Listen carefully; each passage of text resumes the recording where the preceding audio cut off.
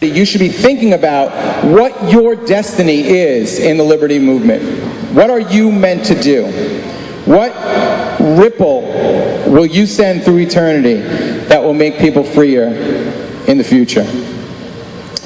So with that challenge, if you guys can meditate on that, I want to introduce the first speaker.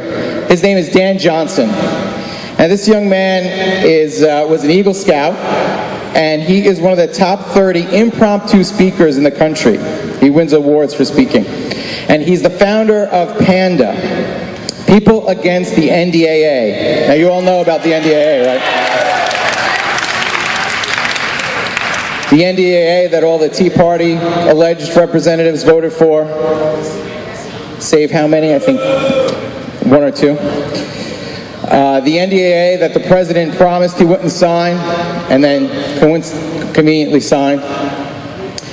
So Dan has organized 70 chapters in 30 states of grassroots groups to fight the NDAA at every level of government.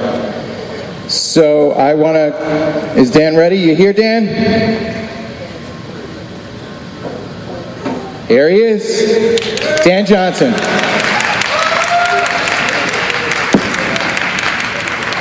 How y'all doing, Paulfest?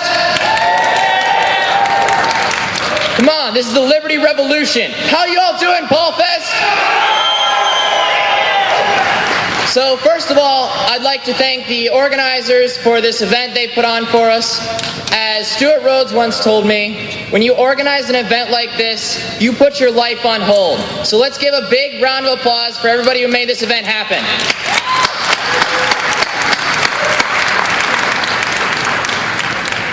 No man can make it to any position without some serious help. There are many people who have helped me along the way and lent their expertise to me that I want to thank. First of all, I'd like to thank the Ohio Oath Keepers for getting us the funding to start in our task. Then, the Young Americans for Liberty in Ohio for keeping PANDA afloat during the early days. I'd also like to thank Stuart Rhodes and the Intolerable Acts Committee for guiding us along the way. But most of all, I'd like to thank Bowling Green, Ohio Mayor Richard Edwards for telling me I should have taken Government 160, didn't know anything about the inner workings of national government. You put a fire under my belt to help bring a real, peaceful revolution to this nation. When FBI Director Mueller was asked, referring to drone strikes, about killing American citizens on U.S. soil, he answered, "I'll check on that." He chronicled an ever-increasing problem in this nation, the use of the military on American soil. The NDAA, or National Defense Authorization Act, passed every year by Congress, usually just funds the military. This year, however, the NDAA authorizes the military to go into your homes and take you away, never to see your family again, never to get a trial, a lawyer, or even due process. So in the short time I have to talk to you, I would like to go through how the NDAA is a danger, how it applies to American citizens, what it does to our Constitution, why we must win this fight here, and what you can do to fight it, and restore one of the missions of the revolution, which is to bring liberty and constitutional rights back to our nation. You see, many will say that the NDAA merely codifies existing law. It does not. It targets you. The AUMF, or Authorization for Use of Military Force, only had targets of those who participated in the 9/11 attacks. The NDAA changes that. The AUMF is how our justice system is supposed to work. It's retroactive. You must first commit the crime, then be proven guilty of the crime before you are punished for it. The 2012 NDAA, however, introduces pre-crime. How many of you have seen the Minority Report with Tom Cruise? Absolutely excellent movie. I highly recommend it.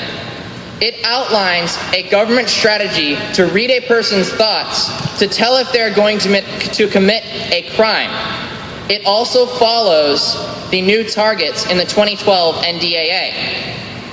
This bill follows the dangerous trend of trying to stop someone before they commit a crime, and that power can be easily abused. If I say to you, you were going to steal my TV, you're going to jail, and immediately throw you in prison, do you have to have stolen that TV? No, but you're still sitting in jail. And let's say you don't get a trial. You're charged with being a thief, a burglar, and a criminal, and you can't contest that ruling. The NDAA allows the government to arrest you, charge you with nothing, and not give you a trial. But does it apply to American citizens? Yes. Let's ask Senator Lindsey Graham, who was on the House floor screaming, "Shut up! You don't get a lawyer." Even if you are an American citizen on U.S. soil, you don't have to be read your rights. You can be held indefinitely and even tortured. According to the senator, if you even think about terrorism, you will face three things: death, detention, prosecution. Of course, there is that sentence in the NDAA which states, "The requirement to detain does not extend to American citizens." However, that's a useless piece of doublespeak, like most of the stuff that comes out of Congress these days. If I give you a raw chicken and I say, "I want that chicken back tomorrow," and the requirement to cook it does not extend to you, you might get bored that day and I might get a chicken back cooked, breaded, buttered, and served for the full meal. However, if the next day I give you another raw chicken and say, "You are prohibited from cooking that chicken," I better get that chicken back raw. That's the issue with the language in this section. Even though they removed the requirement, there's still an option to detain. And when you give the government power, it'll take it. Now, the NDAA violates almost our entire Constitution. Freedom of association, free speech, unlawful search and seizure, you name it. But the most dangerous part of the NDAA is hidden in the requirement to detain. That requirement reads as follows: "The armed forces of the United States shall hold a person in military custody pending disposition under the law of war." The worst part of this is not that the American military are allowed to police our streets. The worst part is not even that you can be held in a military prison camp. The worst part is that your fate can be decided under the law of war. In truth, it doesn't matter how many provisions of the Constitution are directly violated by the NDAA. Our Congress has taken the law of war and superimposed it on top of the Constitution. There are no free speech rights in the law of war. There are no Second Amendment rights in the law of war. There are no constitutional rights in the law of war. They have taken the Constitution, the supreme law of the land, and replaced it with the law of war. Congress has declared America a battlefield, us as the enemy, and every single congressman that voted for the NDAA, along with our president, should be tried for treason.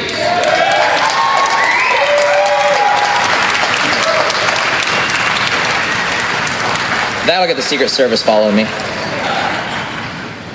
There will be those that say, "This can't affect me. This can't affect me. It can't happen here," when they forget about Stalin's Soviet Russia and the secret police, the NKVD, which had a quota of people to detain off the street. They would detain people randomly because they had a quota to meet, much like many police officers with speeding tickets in America. They also forget that a regiment of soldiers in Georgia has been tasked with controlling civil disturbances in the United States. Remember, a quota of people to detain. Think about that.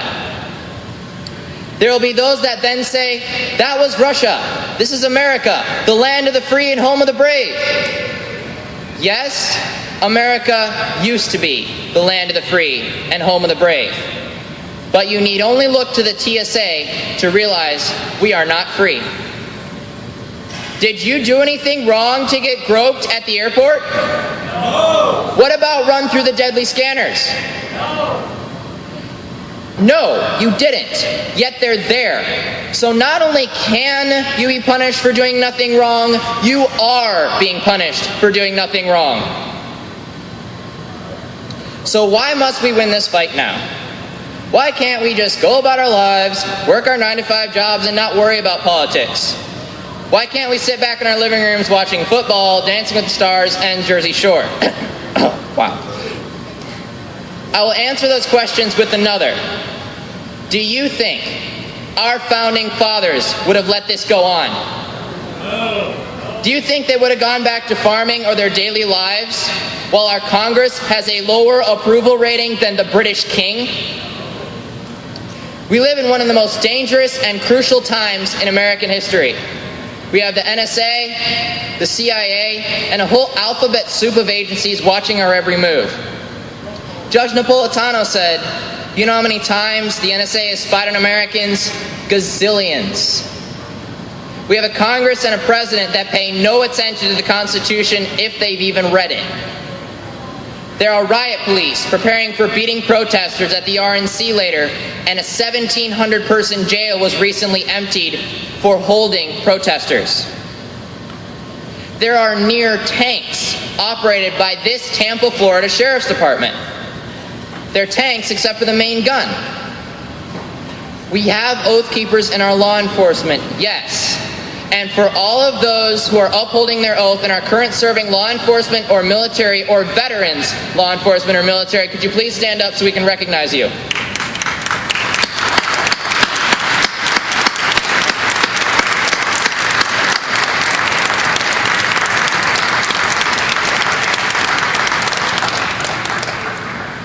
It is time to stand, to peacefully bring about a revolution. We have been doing that across the nation as supporters of the Ron Paul revolution are elected to positions across America, and we need to continue that. But what happens if we fail? Even with the loss of many of our freedoms, we are still freer than tens of countries around the world. The liberty movements in those countries look to America as the bastion of freedom.